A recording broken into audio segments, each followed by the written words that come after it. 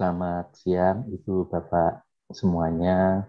Selamat siang Bante Santagito. Ya, selamat siang. Ya, kita telah sampai pada diskusi yang ketiga, 5 rintangan batin, tetapi mungkin biar ada variasi, jika ada yang ingin bercerita tentang pengalaman meditasinya sebelum kita mendengarkan penjelasan dari Bante, dipersilakan. Ibu Rita. Selamat siang, Mbak. Oh, Pak Hendra mau ya. Saya mau tanya meditasi berjalan ya.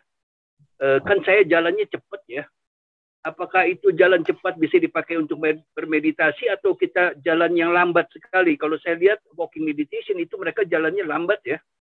Bagaimana, Bante? Terima kasih. Ya, silakan Bante. Ya. Ya, terima kasih kepada Pak Hendra atas pertanyaannya. Berkaitan dengan meditasi jalan, sebenarnya kita bisa melakukan sesuai dengan kenyamanan masing-masing. Yang dalam hal ini, kita bisa berjalan secara normal. Salah satunya. Normalnya masing-masing tentu bisa berbeda-beda. Barangkali ada seseorang yang ketika berjalan, untuk diri sendiri normal, tetapi mungkin orang lain melihatnya seperti cepat. Ada yang sebenarnya berjalan untuk diri sendiri normal, rasanya normal biasa, tetapi orang lain melihatnya sebagai yang cepat gitu kan. Jadi masing-masing. Tetapi sebenarnya yang terpenting adalah dalam meditasi jalan ini tetap kita menggunakan kesadaran. Kita sadar dengan apa yang sedang kita lakukan, yang tidak lain adalah berjalan. Nah, biasanya memang ketika kita benar-benar sadar dengan apa yang kita lakukan, yakni berjalan, biasanya kita pun juga akan berjalan secara minimal adalah normal. Jadi tidak terburu-buru, tidak tergesa-gesa. Seperti yang tadi malam juga saya sampaikan, ya kita tidak dikejar oleh sesuatu atau mengejar sesuatu. Sehingga tidak perlu kemudian misalnya berlari. Kemudian sengaja kita berjalan cepat. Tidak perlu.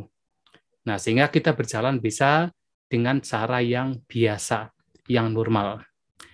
Ada beberapa orang yang kemudian menggunakan kesadaran dan ia berjalan dengan lambat. Dipersilakan saja berjalan dengan lambat. Akan tetapi berjalan dengan lambat di sini bukan karena seperti kalau dalam retreat ada teman-teman meditasi, ada barangkali guru pembimbing. Nah, karena merasa nanti kalau tidak berjalan lambat, nanti dikira tidak meditasi, kemudian dengan terpaksa berjalan lambat. Melakukannya dengan apa? Terpaksa. Itu malahan menumbuhkan kotoran batin.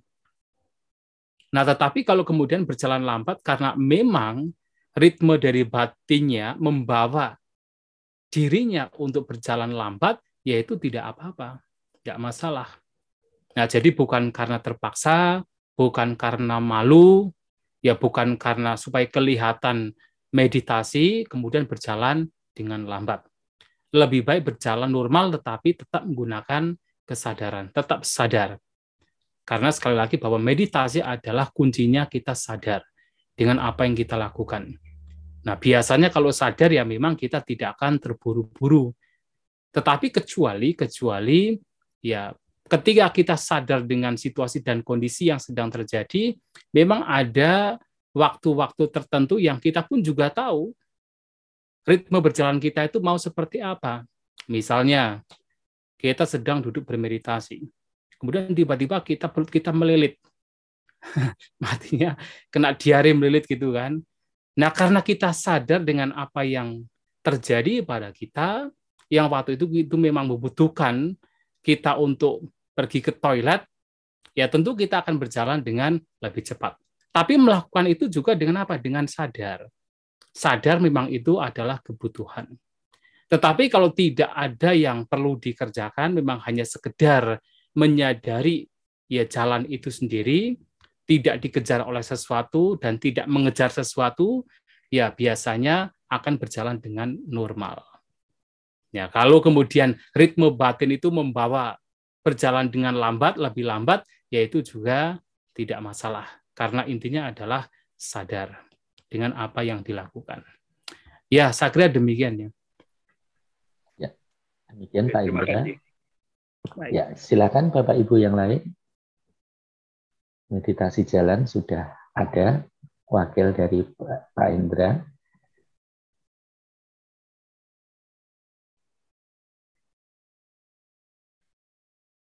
Ya, sepertinya belum ada Bante, mungkin nanti. Silakan penjelasan Bante mengenai diskusi kita yang ketiga. Ya baik, terima kasih kepada Mas Paluyo atas waktunya. Dan seperti yang tadi telah disampaikan, bahwa siang hari ini kita akan membahas tentang rintangan batin yang secara umum terdiri dari 5 rintangan batin. Bapak Ibu Saudara-saudari sekalian, kalau kita berbicara tentang meditasi, yang di sini adalah meditasi kesadaran, yang juga disebut sebagai meditasi vipassana. Nah, kita itu seringkali diibaratkan seperti ikan. Jadi seperti ikan yang dilempar ke daratan. Apa yang terjadi? Ikan tersebut akan menggelepar karena dilempar ke daratan. Tetapi kalau ikan tersebut berada di air, apalagi airnya jernih, airnya di situ bersih, banyak makanan, ikan tersebut akan fine-fine saja, akan merasa nyaman-nyaman saja. Tapi begitu dilempar ke daratan, dia akan menggelepar. Dan ternyata meditasi kita pun juga sama. Terutama adalah yang baru melatih meditasi, baru melatih kesadaran. Bahwasanya ketika kita melatih kesadaran, walaupun teorinya itu mudah, tetapi kenyataannya pada saat kita mulai terjun ke meditasi itu sendiri, di situ akan banyak sekali rintangan halangan yang harus dihadapi. Tidak kemudian dengan serta-merta langsung batin tenang seimbang, langsung bisa menyadari setiap fenomena yang muncul dengan batin yang seimbang. Tidak segera kemudian bisa berada dalam kondisi memang betul-betul tidak ada reaksi pikiran. Tidak demikian. Tetapi batin kita akan menggelepar seperti seekor ikan yang dilempar ke daratan. Nah, mengapa sebelum meditasi kok sepertinya fine-fine saja seperti ikan yang berada di kolam? Disebabkan karena kalau seseorang tidak bermeditasi, biasanya apa yang dilakukan?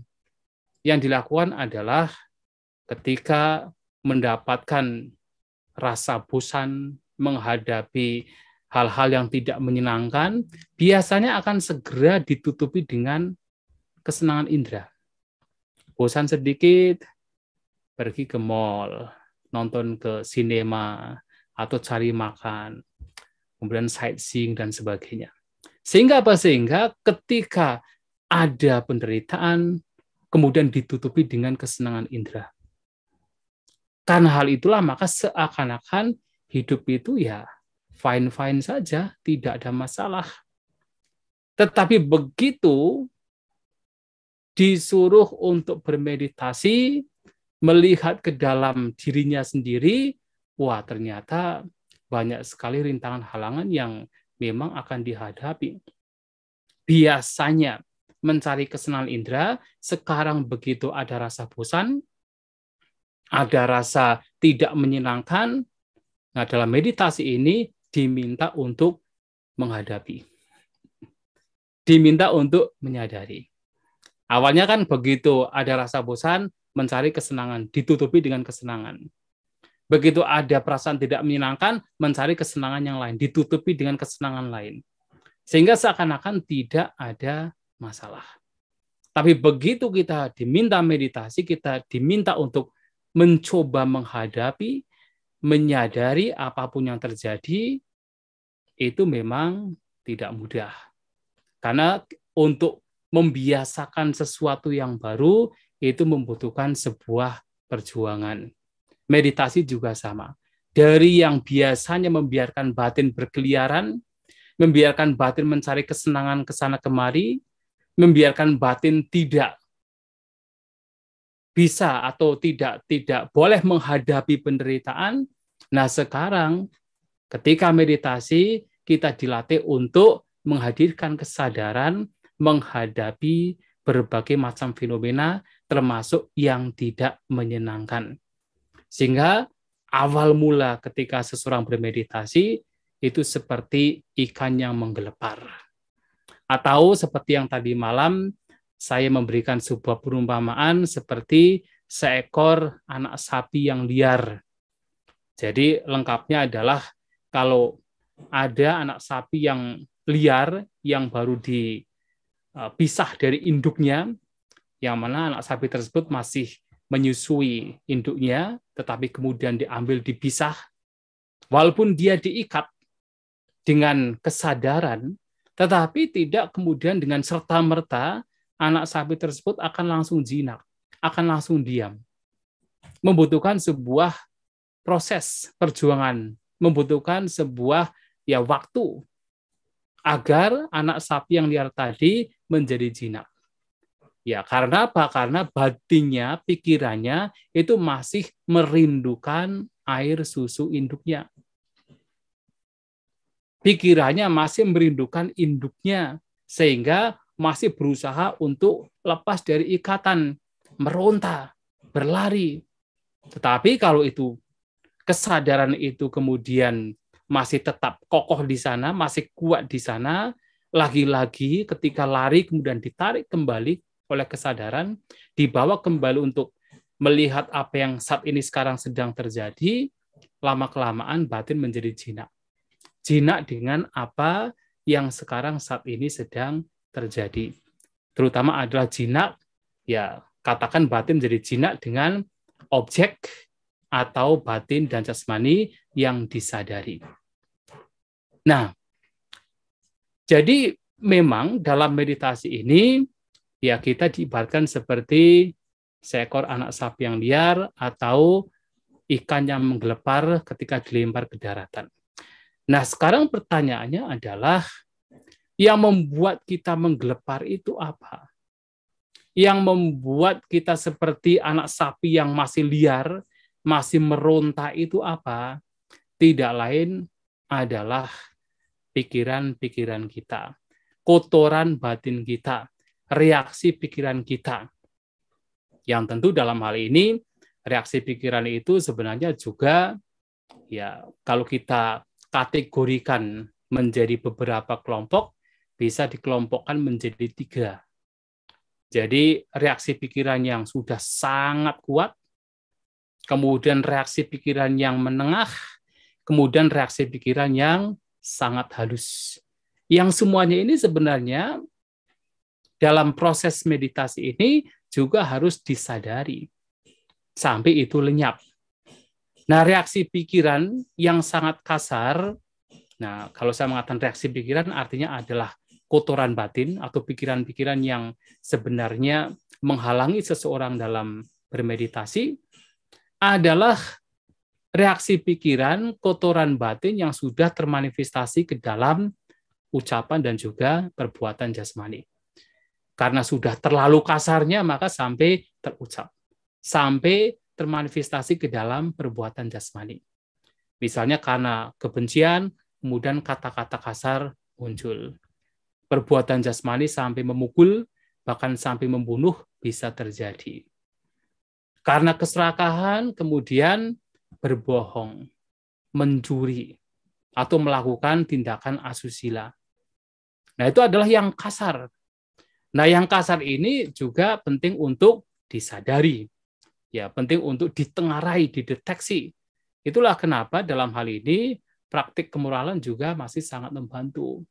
Artinya dalam meditasi pun juga mempraktikkan aturan kemoralan, misalnya mempraktikkan bertekad untuk tidak membunuh, tidak mencuri, tidak melakukan tindakan asusila, tidak berbohong, tidak memfitnah, tidak berkata kasar, tidak mabuk-mabukan, tidak berjudi. Ya, hal-hal seperti itu juga penting karena setidaknya dengan kita ingat terhadap ketidakmanfaatan dari perbuatan-perbuatan yang buruk yang dilakukan melalui ucapan dan perbuatan jasmani, maka itu sudah setidaknya ya batin kita tinggal menghandle yang ada di dalam batin, yang tidak sampai keluar ke dalam perbuatan, ucapan maupun jasmani. Nah, tetapi tentu hanya praktek kemoralan ya tidak cukup. Karena apa? Karena akar dari reaksi pikiran-pikiran yang buruk itu masih ada, yang menengah dan yang paling halus. Nah, kita sebelum mendeteksi yang paling halus, kita hendaknya juga mendeteksi yang menengah. Reaksi-reaksi pikiran yang dalam kategori menengah.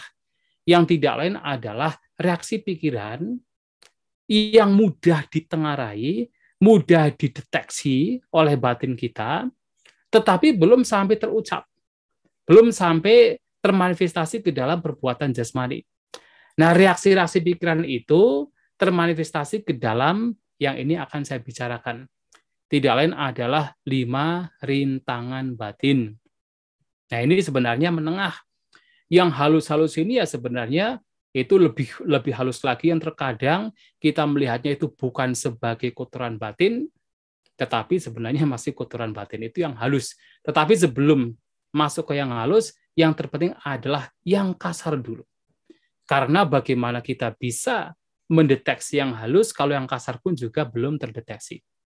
Apalagi dalam meditasi ini, yang paling penting, yang harus kita sadari itu adalah yang sedang terjadi. Nah, yang sedang terjadi biasanya dan umumnya adalah yang memang paling kasar, yang memang paling dominan.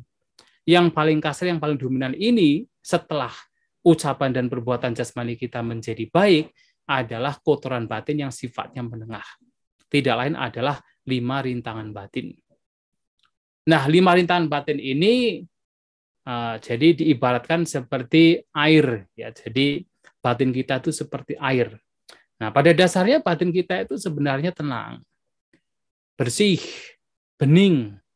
Ya, pada dasarnya batin kita itu seperti air yang tenang, yang bersih, yang bening. Tetapi kemudian air tersebut terkadang menjadi berwarna karena dicampur dengan warna. Nah, sehingga apa? Ketika air tersebut berwarna tidak bisa kita jadikan untuk bercermin, untuk bisa melihat refleksi dari jasmani kita. Dan terkadang juga air tersebut menjadi bergejolak. Mungkin karena direbus kemudian menjadi bergolak. Itu juga walaupun sebenarnya bersih, sebenarnya jelas terang, tetapi karena itu direbus, bergolak juga menjadi tidak bisa digunakan untuk bercermin. Terkadang air juga menjadi kotor, berlumpur. Ada pula menjadi beriak karena kena angin. Ada pula kemudian ditutup dengan tumbuhan, sehingga apa? Tidak bisa digunakan untuk bercermin. Nah, batin kita pun juga sama.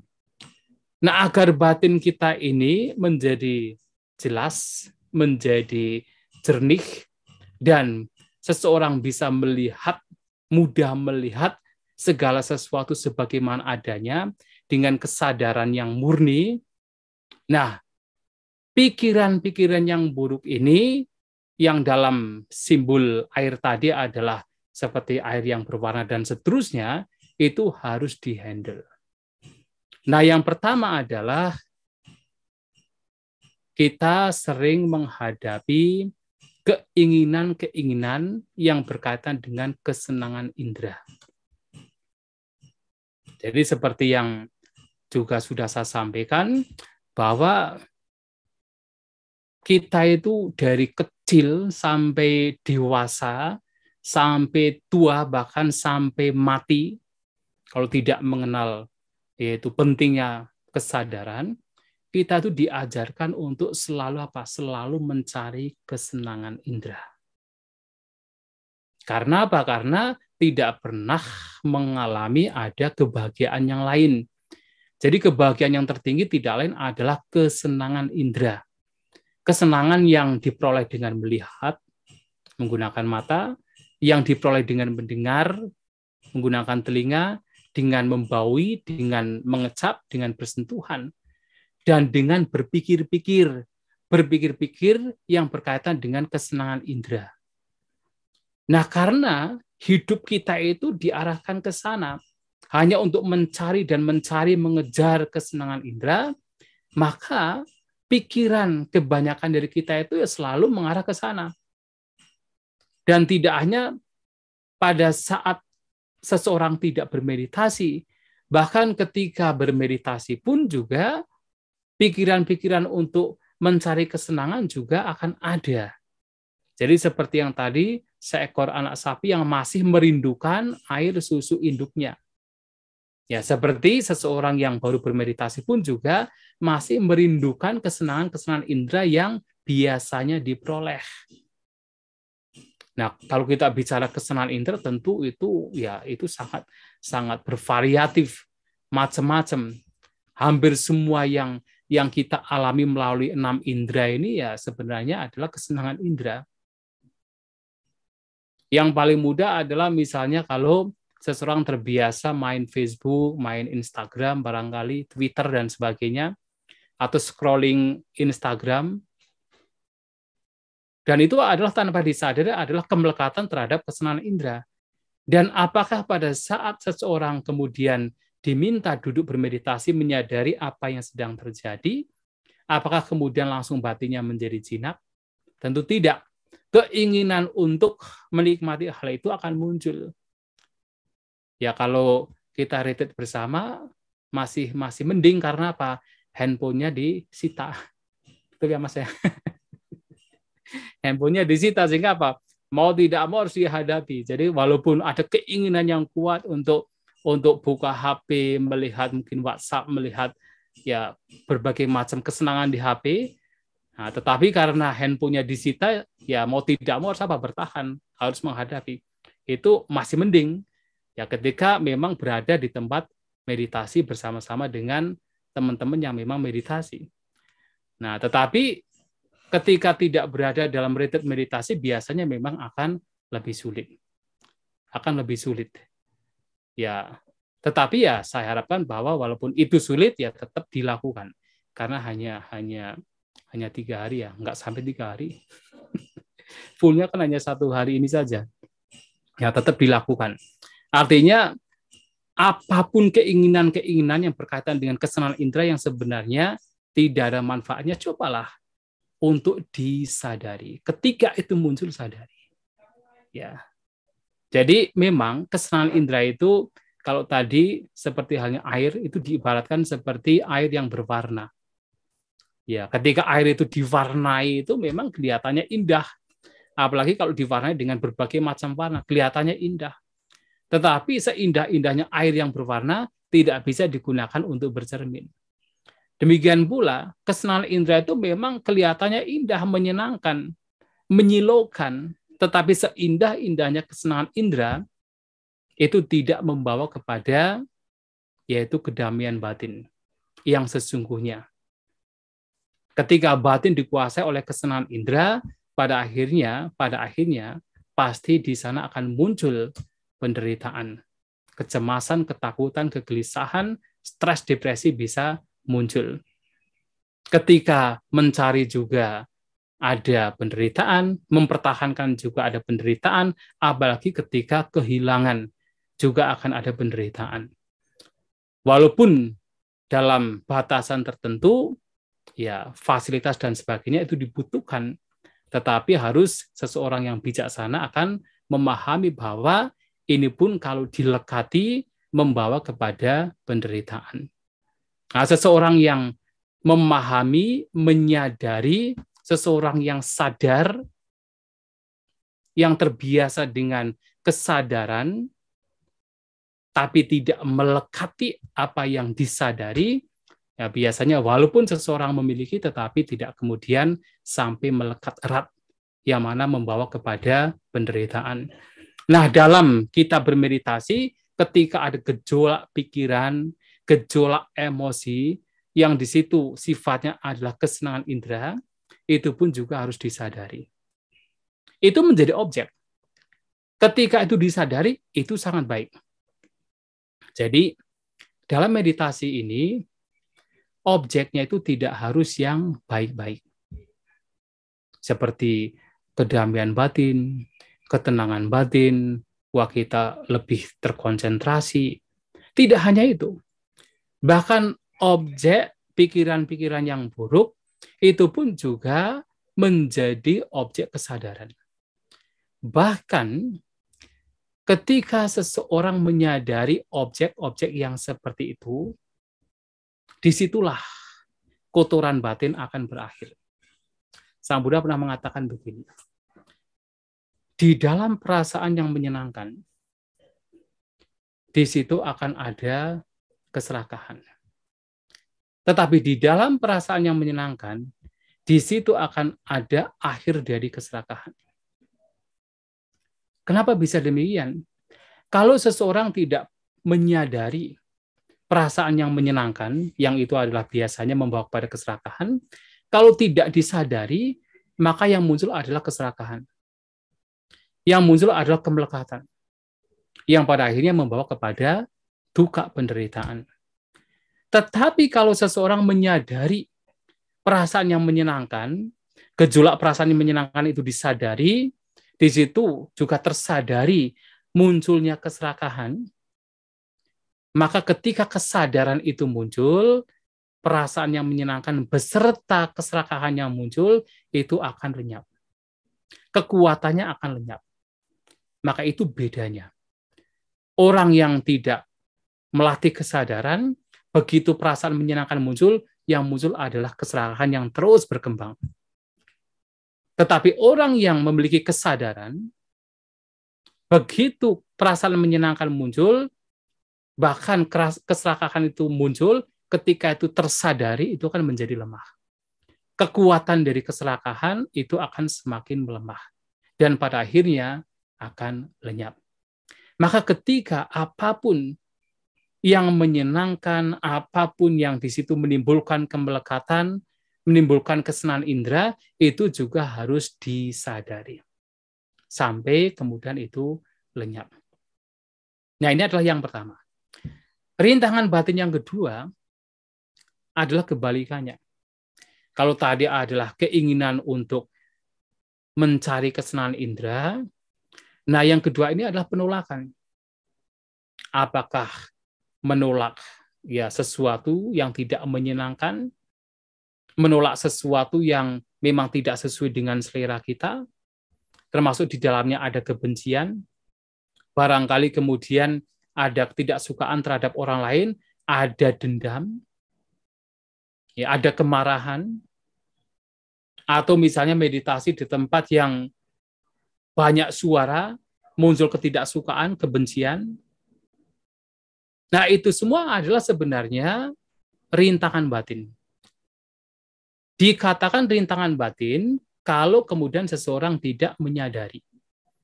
Kalau seseorang tidak menyadari, sehingga pikiran-pikiran demikian yang sifatnya adalah penolakan, kebencian, kemarahan, ketidaksukaan, itu akan kemudian berkembang karena tidak tersadari. Tetapi kalau kemudian itu disadari, maka di situ akan ada akhir dari rintangan batin itu sendiri, yang dalam hal ini adalah ketidaksukaan, penolakan, kebencian. Dan itu persis sama dengan yang pertama. Jadi dikatakan bahwa di dalam perasaan yang tidak menyenangkan, di situ akan muncul ketidaksukaan. Di situ akan muncul penolakan. Tetapi juga di dalam perasaan yang tidak menyenangkan, di situ akan ada akhir dari penolakan. Nah, untuk kasus yang pertama adalah karena seseorang ketika muncul perasaan tidak menyenangkan, kemudian entertaining, terhadap perasaan tersebut, sehingga ketidaksukaan, penolakan, kebencian akan semakin berkembang. Karena ia tidak menghadirkan kesadaran. Tetapi orang yang memiliki kesadaran, nah begitu ada perasaan tidak menyenangkan, bahkan begitu ada penolakan, ada kebencian, ketidaksukaan, itu akan tersadari.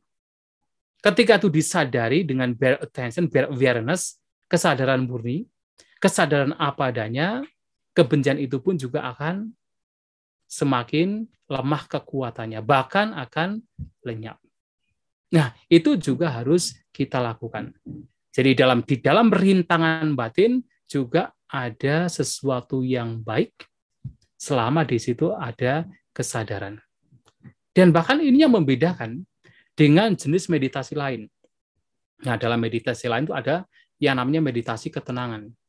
Nah, dalam meditasi ketenangan itu biasanya hanya apa?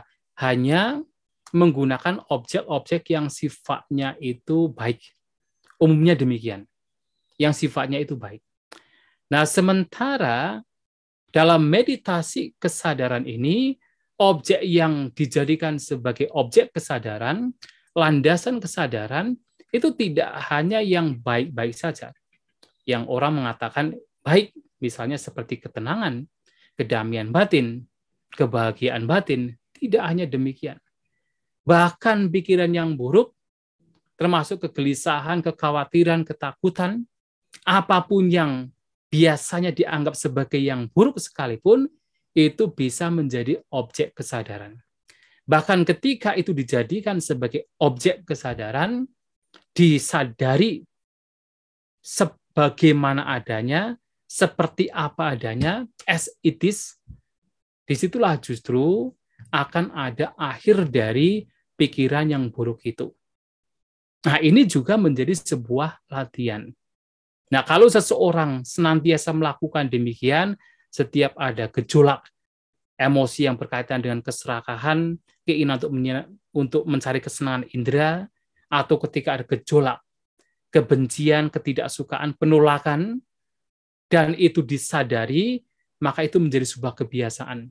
Dan lama-kelamaan kekuatan dari keserakahan, kebencian, atau penolakan di sini juga akan semakin berkurang dengan kekuatan penyadaran. Ini adalah yang kedua, yang tentu semua orang pasti mengalami. Nah, yang ketiga juga adalah rintangan batin, yang tidak lain adalah malas dan ngantuk. Nah, jadi malas dan ngantuk itu juga rintangan batin. Karena apa? Karena malas dan ngantuk ini juga membawa seseorang untuk tidak sadar. Seperti yang tadi saya sampaikan bahwasanya ya tadi pagi, kalau seseorang itu sebenar-benar sadar dengan apa yang terjadi, ngantuk pasti tidak ada. Kemalasan pasti tidak ada. Kalaupun itu ada dan disadari, betul-betul disadari dengan kekuatan penyadaran, maka ngantuk, kemalasan pasti akan lenyap. Nah, tetapi kalau kemudian kesadaran itu tidak ada, ya kemudian seseorang akan, ya kemalasan bisa muncul dan bahkan bisa ngantuk dan tertidur.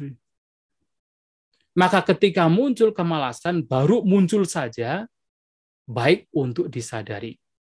Sebagai contoh misalnya, bangun tidur, padahal sudah dikasih alarm, oh besok jam 4 pagi saya harus bangun, dikasih alarm. Nah, kemudian begitu alarm bunyi sebenarnya sudah sadar. Tetapi kemudian muncul kemalasan. Wah, biasanya juga jam 6 baru bangun, kok ngapain juga jam 4. Paling nanti juga akan ada pemaparan meditasi jam 6. Udahlah setengah 6 saja saya bangun. Toh juga tidak diketahui meditasi atau tidak. Misalnya demikian, ada kemalasan yang muncul. Nah, orang yang betul-betul sadar dengan apa yang terjadi, maka kemalasan tersebut juga hendaknya disadari. Oh, ini adalah kemalasan. Ini tidak baik. Begitu itu muncul harus apa? Justru begitu kemalasan muncul pada saat kita masih ya belum bangun, sudah sadar tapi belum bangun, kita hendaknya langsung bangun dari tempat tidur. Untuk apa? Untuk supaya kemalasan itu lenyap. Harus dilakukan. Dan ini tidak hanya pada saat, misalnya pada saat kita bangun tidur, dalam apapun itu. Dan kita sebenarnya sebagai manusia itu punya kekuatan yang luar biasa berkaitan dengan semangat. Yang dikatakan bahwa kita punya kekuatan untuk memulai sesuatu. Termasuk dalam hal ini adalah kekuatan untuk mulai ikut meditasi. Dan kita juga punya kekuatan untuk melanjutkan apa yang kita mulai. Yang dalam hal ini kita punya kekuatan untuk melanjutkan meditasi yang sudah kita mulai. Dan ini dua-duanya harus digunakan. Kalau kita hanya memulai saja, tidak dilanjutkan, ya kandas di tengah jalan. Tapi kita manusia punya kekuatan demikian. Nah, yang ketiga, kita punya kekuatan untuk bertahan. Nah, dalam kita melakukan sesuatu, tentu akan ada halangan, rintangan, akan ada hambatan. Kalau kemudian kekuatan yang ketiga ini juga tidak digunakan, ya sama saja, kandas di tengah jalan. Begitu rintangan muncul, kita back down, kita kemudian menyerah. Ya kandas di tengah jalan. Nah, tetapi sebenarnya kita punya kemampuan demikian, kemampuan untuk bertahan. Pada saat bermeditasi seperti ini, rintangan batin itu pasti akan muncul. Itu sudah dipastikan muncul. Tapi harus ingat bahwa justru dengan adanya rintangan batin yang mampu kita deteksi dalam penyadaran kita, disitulah justru di situ kita ada latihan.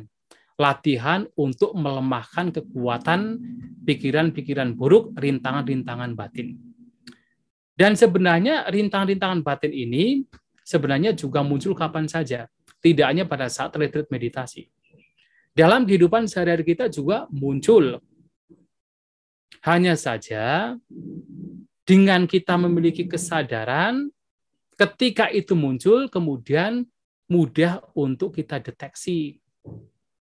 Ya, beda kalau kemudian tidak bermeditasi, begitu muncul, berkembang sampai pada ucapan perbuatan jasmani.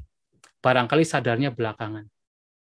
Atau mungkin seseorang tidak pernah sadar. Berbulan-bulan tidak sadar, sudah melakukan hal yang buruk. Sadarnya nanti setelah mau meninggal dunia. Atau bahkan sampai meninggal dunia tidak sadar. Keburukan telah dilakukan. Nah, tetapi dengan kita punya kesadaran, mengembangkan kesadaran, menghadirkan kesadaran, maka kotoran batin ini akan terdeteksi dengan lebih mudah. Nah, disitulah kesempatan untuk melemahkan kekuatan dari kotoran batin ini akan terjadi dengan adanya kesadaran. Maka dalam meditasi, seseorang pasti akan berhadapan dengan rintangan-rintangan batin. Karena dalam meditasi ada kesadaran, sehingga mendeteksi rintangan batin yang muncul. Dan kesadaran itulah yang kemudian juga akan melemahkan kekuatan dari rintangan batin.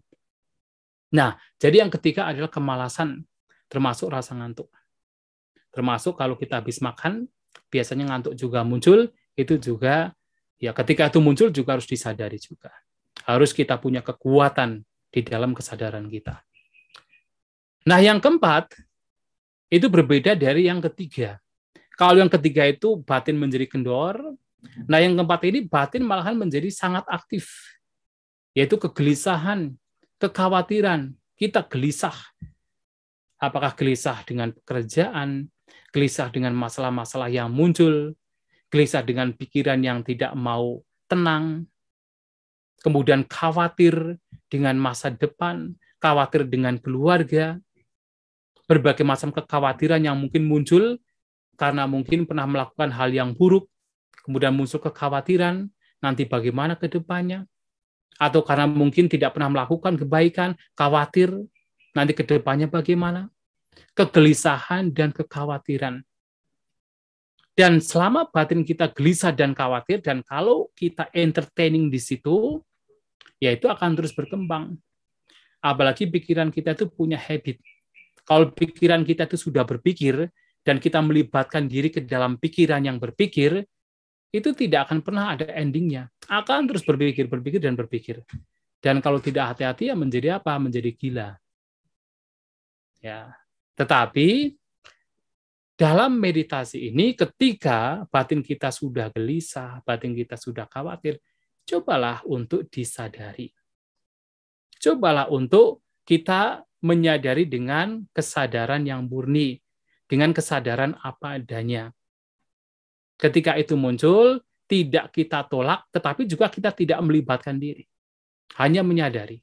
Dan kalau itu dilakukan dengan rileks, dengan tenang, tanpa melekati, yaitu kegelisahan tersebut, tanpa menolak kegelisahan tersebut, kalau itu dilakukan, maka kekuatan dari kegelisahan, kekuatan dari kekhawatiran, pikiran-pikiran yang mengembara itu juga akan menjadi lemah. Hingga pada akhirnya menjadi lenyap, dan kita kembali kepada batin dan jasmani kita, terutama yang paling kasar kalau misalnya duduk adalah kembali kepada nafas, keluar masuknya nafas yang lebih dominan. Nah, itu juga harus kita lakukan. Dan yang kelima itu adalah keraguan-raguan.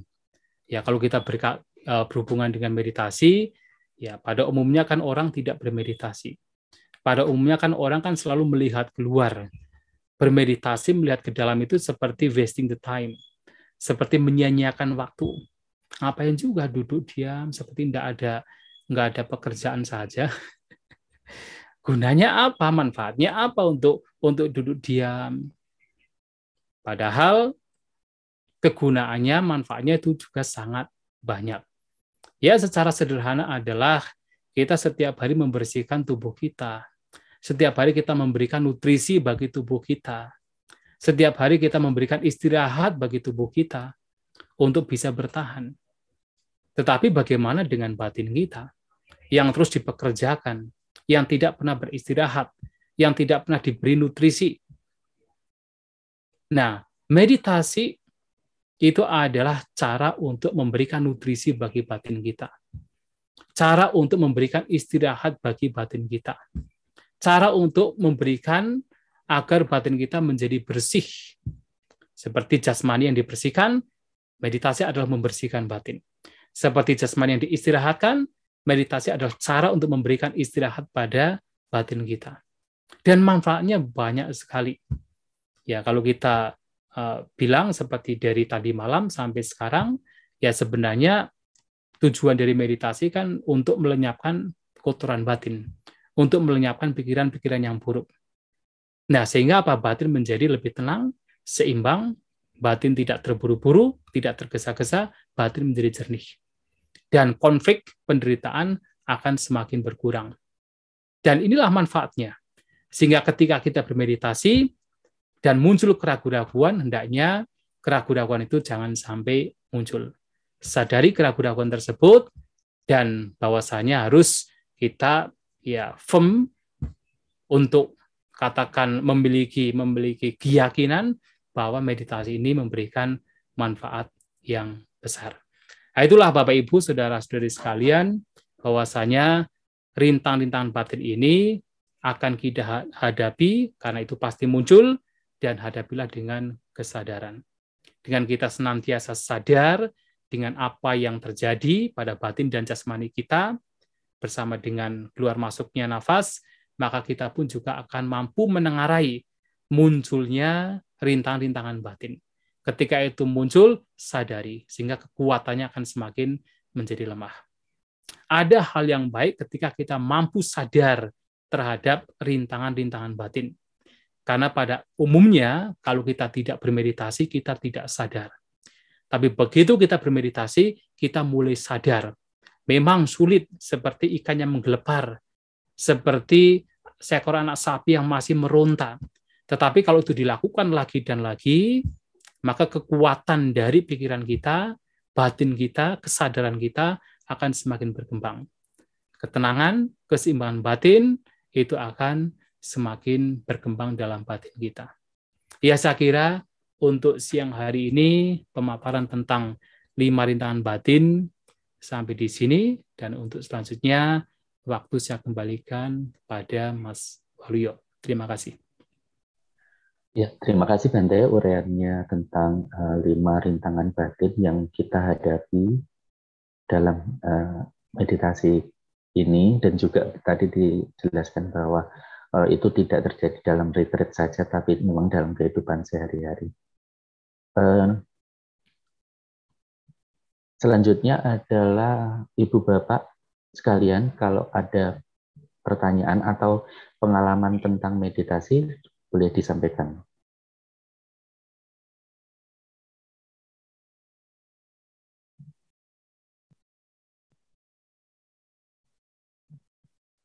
Tadi sebelum Pak Hendra, saya menyebut Ibu Rita. Silakan, mungkin Ibu Rita.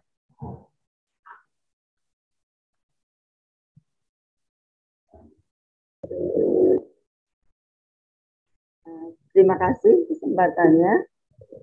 Selamat siang, Bante. Pemaparan tadi, saya mendengarnya baru 4. Yang kelima apa ya, Bante? Saya mencatatnya baru 4. Kemudian yang kelima, rintangan batin itu apa? Ya, jadi yang pertama itu adalah keinginan untuk bersenang-senang dalam kesenangan indera.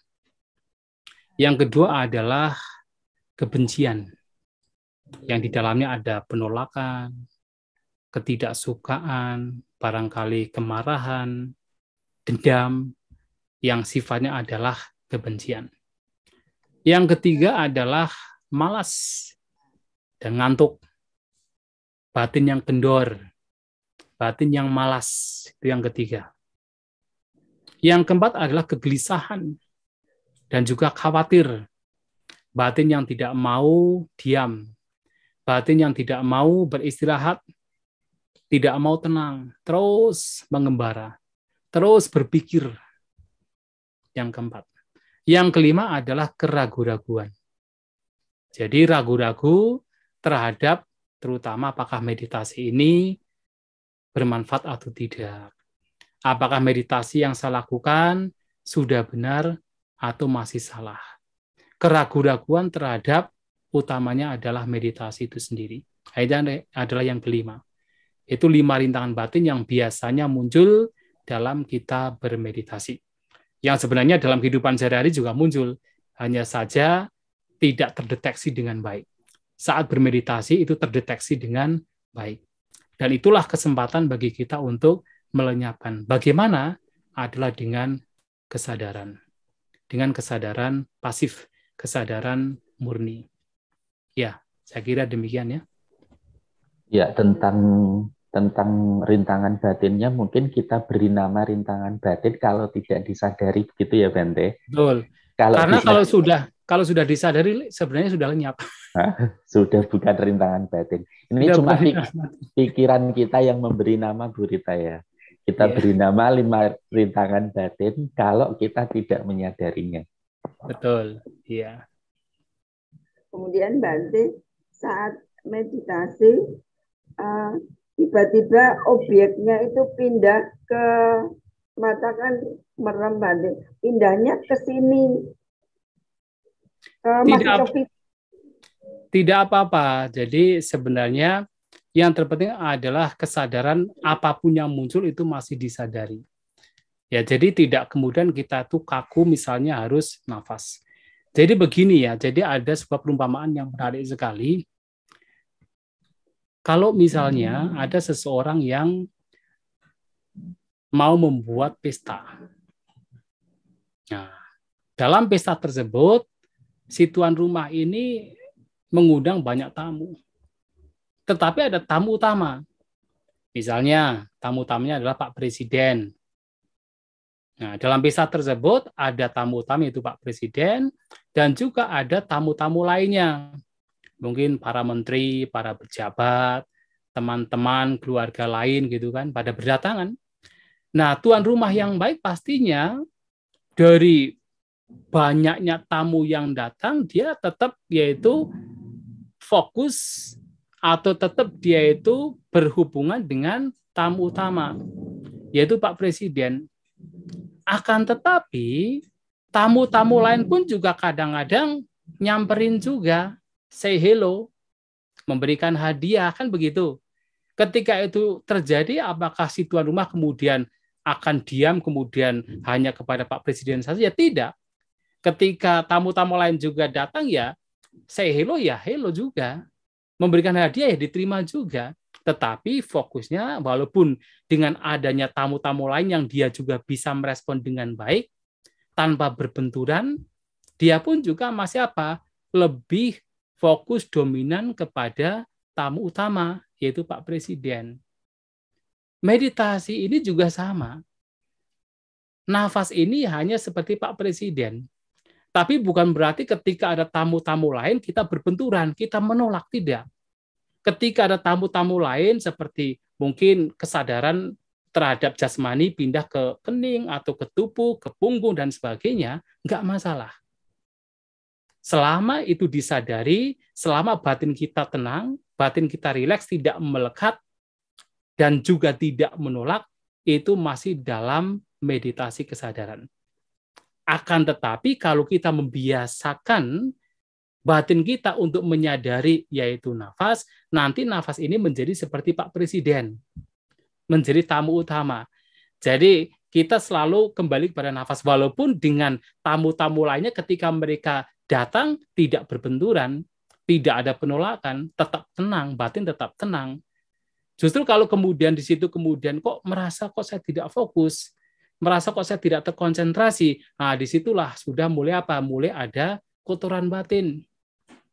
Karena di situ ada benturan, di situ ada kebencian, itu harus disadari. Ini tidak hanya pada saat duduk bermeditasi, pada saat kita berjalan juga sama. Tamu utamanya siapa? Pak Presidennya siapa? Langkah kaki kita. Tamu-tamu lainnya banyak sekali, wong kita masih melihat jalan. Jadi jalan pun masih kelihatan oleh mata kita, itu juga tamu juga itu. Kita masih mendengar ada suara, kita masih melihat barangkali ada orang yang lewat. Kita pun juga masih merasakan jasmani kita, merasakan barangkali kepala kita. Itu adalah tamu-tamu lain juga, nggak masalah. Tetapi tamu utama adalah langkah kaki kita. Sementara kita menyadari tamu utama, langkah kaki kita, ketika ada tamu-tamu lainnya pun juga kita sadar. Tanpa harus berbenturan, tapi kita tidak kemudian mencari-cari. Misalnya apa? Misalnya pada saat meditasi jalan, kita sedang yaitu menyadari langkah kaki kita, ada orang lewat, kemudian kita cari-cari siapa sih yang lewat. Tidak harus demikian, itu hanya sekedar tamu biasa saja. Yang tidak perlu kita ya fokus ke sana. Demikian pula pada saat duduk meditasi juga sama. Tamu utama adalah yaitu nafas. Nah, ketika ada yang lain-lainnya, seperti misalnya ada perasaan yang muncul, ada pikiran-pikiran yang hanya sekedar lewat, itu hanya sekedar tamu biasa. Tidak perlu kemudian dicari-cari, tidak perlu kemudian dipikir-pikir. Tadi pikiran apa sih yang sedang masuk? Tidak perlu. Tadi yang pikiran yang sudah keluar itu pikiran apa sih? Kemudian diingat-ingat gitu, tidak perlu demikian. Nah, jadi hanya ke nafas saja. Hanya nanti kalau ada tamu yang mengganggu seperti yang tadi adalah 5 rintangan batin, itu memang harus ya disadari dengan lebih dominan ketimbang nafas. Disadari terlebih dahulu, tenangkan, baru sudah tenang secara otomatis pasti kita akan merasakan nafas. Kalau kita sudah terbiasa dengan objek nafas. Ya, jadi tidak masalah. Itu hanya sekedar tamu-tamu yang lain yang memang itu juga menjadi objek kesadaran.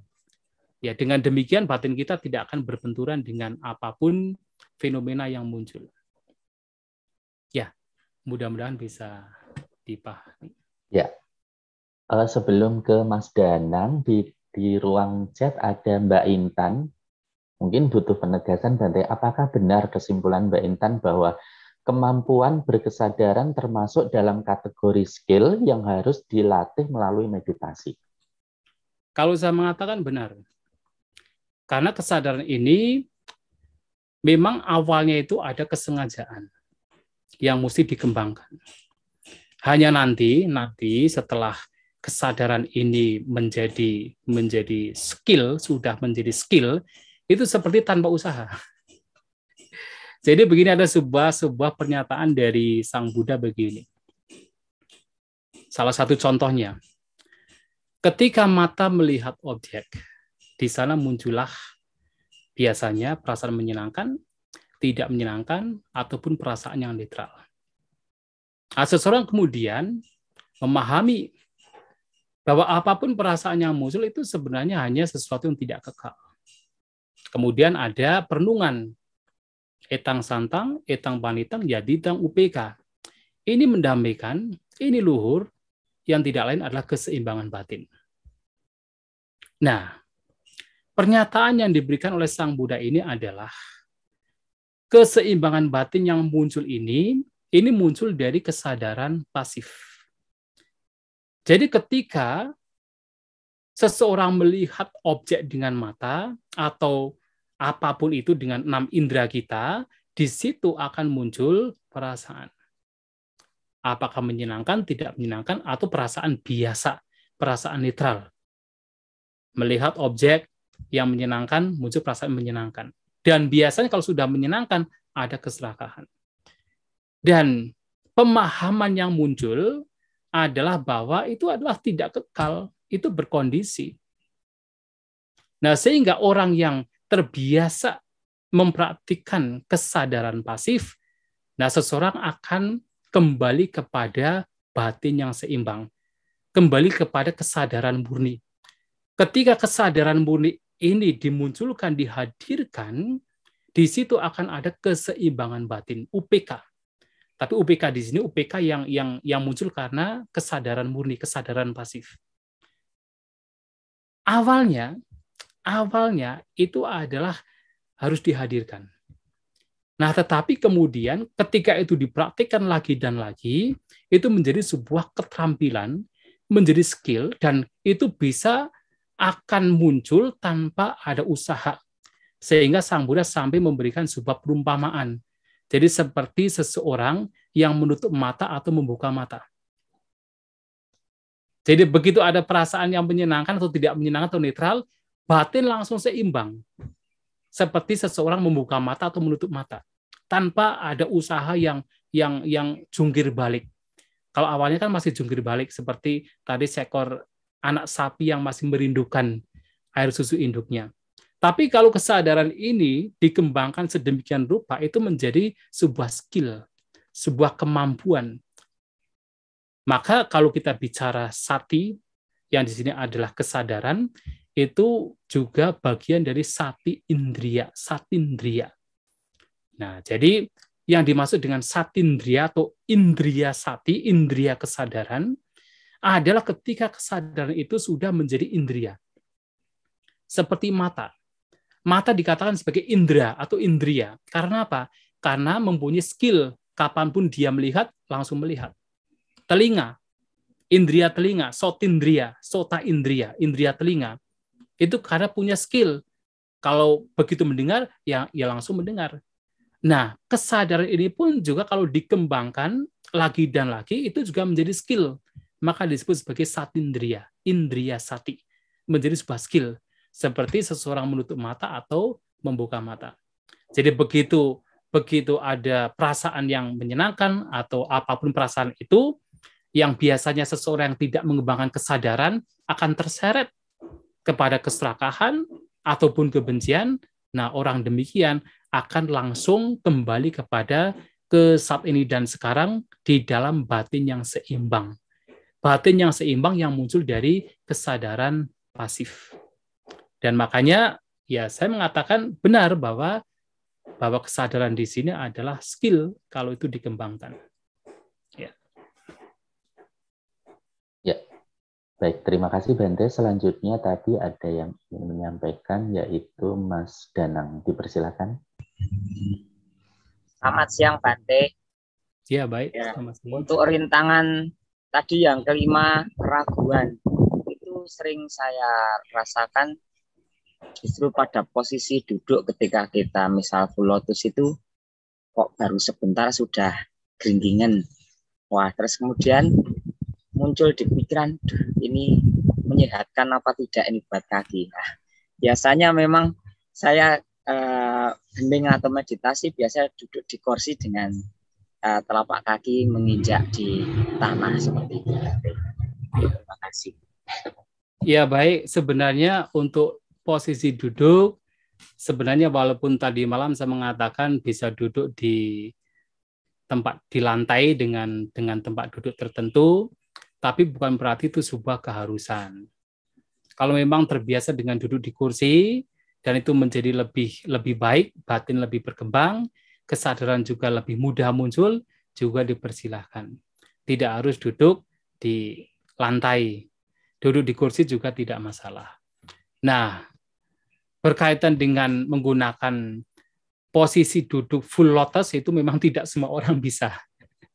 Karena itu kan memang posisi yang memang sulit ya, yang memang mudah bagi seseorang yang tidak terbiasa untuk menjadi lebih sakit, mudah sakit. Nah, dalam hal ini ya seharusnya keraguan-keraguan tidak perlu muncul.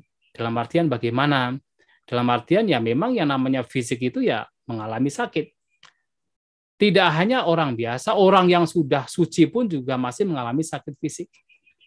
Orang yang sudah terbebaskan juga masih mengalami sakit fisik. Nah, dalam hal ini meditasi bukan untuk yaitu menyembuhkan sakit fisik, tapi lebih kepada menyembuhkan sakit batin. Nah, menyadari fisik itu hanya sekedar instrumen saja. Karena biasanya memang dengan kita menyadari fisik, maka fisik ini yang sakit atau fisik ini yang bahagia atau yang nyaman itu membawa kepada batin. Ketika fisik sakit, batin menjadi gelisah. Ketika fisik menjadi nyaman, batin menjadi bahagia. Yang dua-duanya ini sebenarnya juga bisa menyesatkan kalau tidak disadari. Artinya kalau misalnya ketika fisik sakit, kegelisahan muncul, kekhawatiran muncul, itu yang juga harus disadari. Disadari artinya menyadari batin yang gelisah tadi, batin yang takut tadi, batin yang khawatir tadi. Di situ akan ada baiknya. Artinya apa? Artinya seperti yang tadi saya sampaikan, kalau seseorang tidak menggunakan kesadaran, ketika muncul rasa sakit, kan langsung mengubah posisi. Ya kan? Tanpa disadari. Dan itu sebenarnya adalah apa? Penolakan terhadap rasa sakit.